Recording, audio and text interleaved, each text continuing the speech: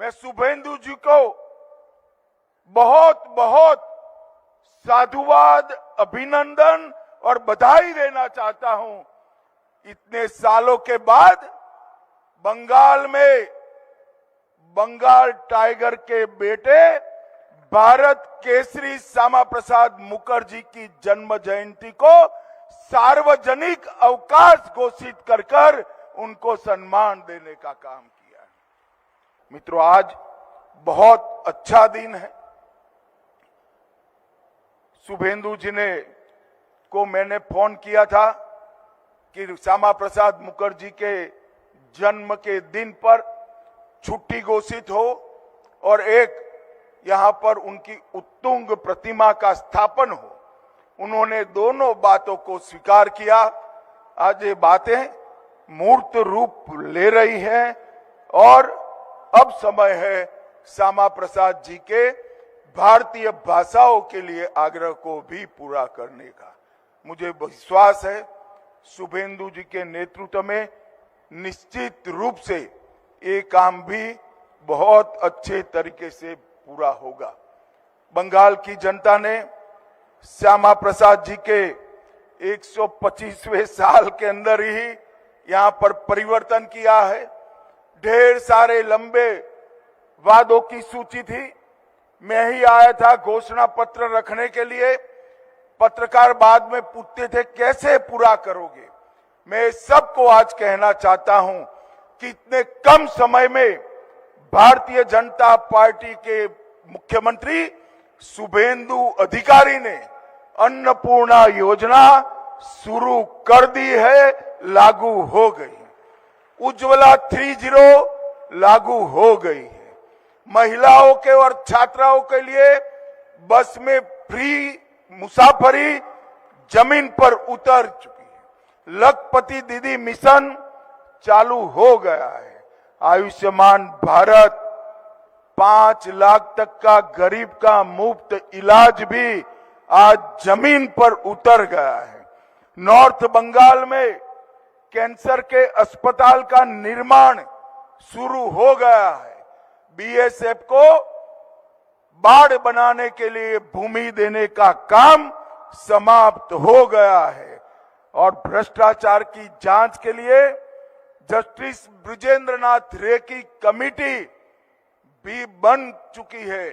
जिन्होंने भ्रष्टाचार किया था उनको मैं फिर से याद कराना चाहता हूं। कमेटी की रिपोर्ट आते ही पाई पाई निकालने के लिए आप तैयार रहना जो बंगाल की गरीब जनता की। महिलाओं पर अत्याचार के लिए भी जस्टिस संप चटर्जी की कमेटी बन चुकी है। लंबित प्रोसिक्यूशन सैंक्शन जो नहीं दी थी भ्रष्टाचार के केस में, मैंने सुबह 12 बजे फोन किया था। 2:30 बजे बंगाल सरकार ने सारे केसों में प्रोसिक्यूशन का सैंक्शन दे दिया है और यूसीसी के लिए भी कमेटी बन चुकी है। समान नागरिक धारा भी यहां पर लागू होने वाला है। और मित्रों, West Bengal maintenance of public order amendment bill 2026 अब पारित हो चुका है। हमने वादा किया था गुंडों को उल्टा लटकाकर सीधा करने का। आज ये बिल उस दिशा में पहला कदम बन चुका है। घुसपैठियों को चिन्हित करना और निकालने की शुरुआत हो गई है और दुर्गा सुरक्षा स्क्वाड माताओं बहनों को सुरक्षित करने के लिए तैयार है। मैं नहीं मानता किसी भी राज्य सरकार ने इतने कम समय में ये सारे वादे पूरे किए होंगे और आज एक सबसे बड़ा काम किया है शुभेंदु जी। आपने डॉक्टर मुखर्जी को आपने उनके ही राज्य में एक भव्य स्मारक बनाकर आने वाली पीढ़ियों को प्रेरणा देने का काम किया है। आश्वस्त कर जाता हूं शुभेंदु अधिकारी की सरकार हमारे एक एक वादे को 5 साल के अंदर पूरा करेगी और सोनार बांग्ला बनाने की भव्य नींव डालने का काम शुभेंदु सरकार करेगी। आप सभी का बहुत बहुत धन्यवाद।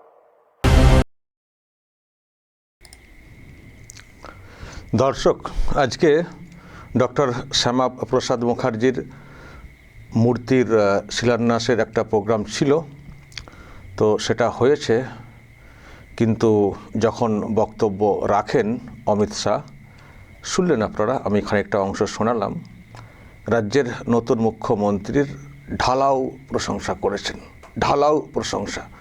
মাত্র 2 মাস বয়স নতুন সরকারের, কিন্তু যদি নাম্বার দেওয়ার কথা বলি বা পাওয়ার কথা বলি, শুভেন্দু অধিকারী এই 2 মাসেই দলের কাছে, কেন্দ্রীয় নেতৃত্বের কাছে বা কেন্দ্রীয় সরকারে যারা আছেন তাদের কাছে স্টার মার্কস না, লেটার মার্কস পেয়ে গেছেন। লেটার মার্কস উনি কিন্তু পেয়ে গেছেন। 2 মাস শুনলেন আপনারা, মানে অমিত শাহ কী বললেন, যে এই আমি মানে এত অল্প সময় এত কাজ যেটা করেছেন শুভেন্দু অধিকারী, মানে এটা ভাবাই যাচ্ছে না, এটা আর কি বলার চেষ্টা করলেন।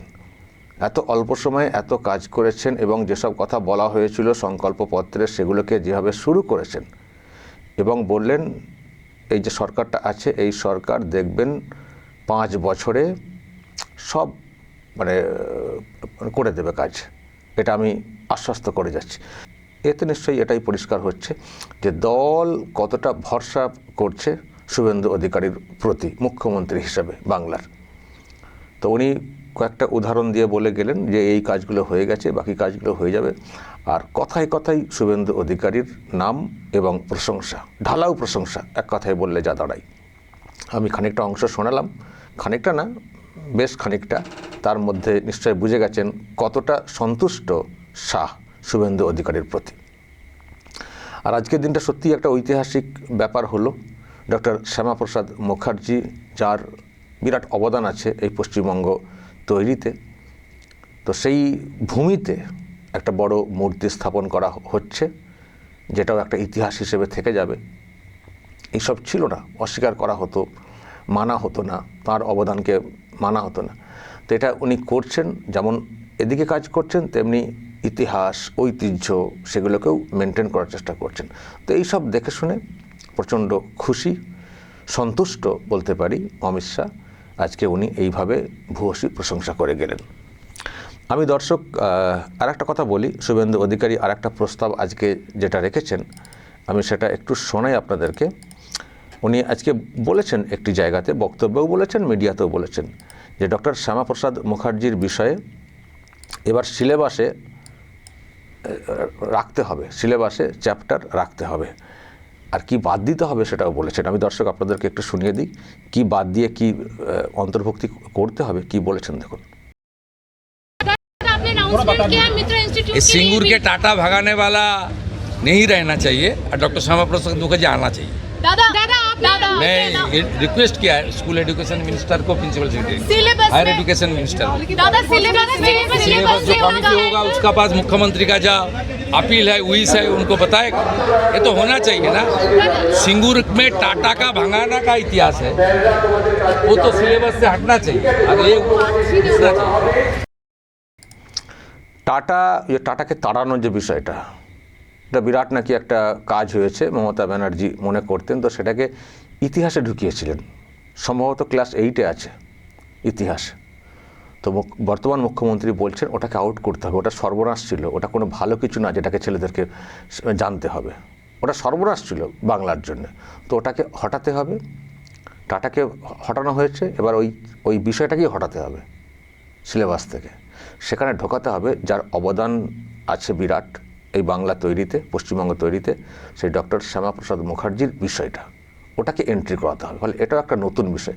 মানে এদিকে যেমন মূর্তি বা আরও সব প্রতিষ্ঠান, আরও অনেক কিছু করা হচ্ছে তাকে মানে বহন করে নিয়ে যাওয়ার ক্ষেত্রে, তেমনি পাশাপাশি সিলেবাসে ঢুকিয়ে প্রত্যেক ছাত্র ছাত্রী তাদের মনেও যাতে তার অবদানটা ঢোকে আর কি, তার জন্যে সিলেবাসে পর্যন্ত এরকম একটা চ্যাপ্টারকে অন্তর্ভুক্ত করা হবে, মানে করতে হবে, তারও একটা প্রস্তাব উনি কিন্তু দিয়েছেন। তবে সিলেবাস কমিটি যেটা আছে তারা ঠিক করবে কীভাবে কী করা যায়, কিন্তু উনি প্রস্তাব দিয়েছেন, তার মানে উনি চাইছেন।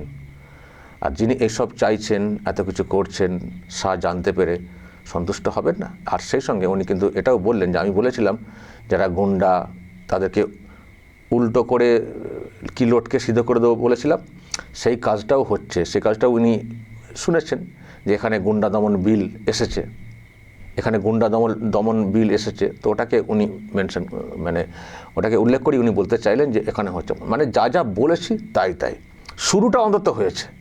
আর সবটাই শেষ হবে, সম্পন্ন হবে এই সময়কালের মধ্যে। শুভেন্দুর সরকার মানে শুভেন্দু অধিকারী থাকবেন আর কি শেষ পর্যন্ত এই সরকারের মুখ্যমন্ত্রী, এটা আজকের দিনে দাঁড়িয়ে আশ্বস্ত করে যাচ্ছেন। ফলে ওনাকে নিয়ে দোলাচলা থাকা বা কেউ কেউ প্রশ্ন হয়তো তোলার চেষ্টা করেন, ওইসব প্রশ্ন তুলে কিছু লাভ নেই। শুভেন্দু অধিকারী যেভাবে বিশ্বাসযোগ্যতা অর্জন করে ফেলেছেন শাহেদের, ওনাকে সরিয়ে অন্য কেউ মুখ্যমন্ত্রী হবেন যদিও আমার মনে হয় না এই মুহূর্তে কারো কল্পনার মধ্যে, ঠিকঠাক লোকের কল্পনার মধ্যে আছে, আমার এরকম মনে হয় না। কেউ কিছু অন্য টাইপের থাকেন না, বাস্তব ভিত্তি যাদের নেই তারা হয়তো কেউ কিছু ভেবে থাকতে পারেন, বা অন্য দলের অনেকে হয়তো কল্পনা করছেন। তৃণমূল কংগ্রেসের লোকেরাও তো অনেকে চান না শুভেন্দু অধিকারী মুখ্যমন্ত্রিত্ব থেকে সরে যান, অন্য কেউ থাকলে সুবিধা হয়। ফলে সে গুড়ে বালি, এসব কিছু লাভ নেই। শুভেন্দু অধিকারী থাকবেন এবং যেভাবে উনি কাজ করছেন উনি কিন্তু কেন্দ্রীয় নেতৃত্বের মন জয় করে ফেলেছেন এই 2 মাসে, এটুকু বলা যায়। দর্শক বলবেন যদি আপনাদের এই নিয়ে আরও কিছু বলার থাকে, অবশ্যই বলবেন যা বলার, এবং নজর রাখবেন আরামবাগ টিভিতে।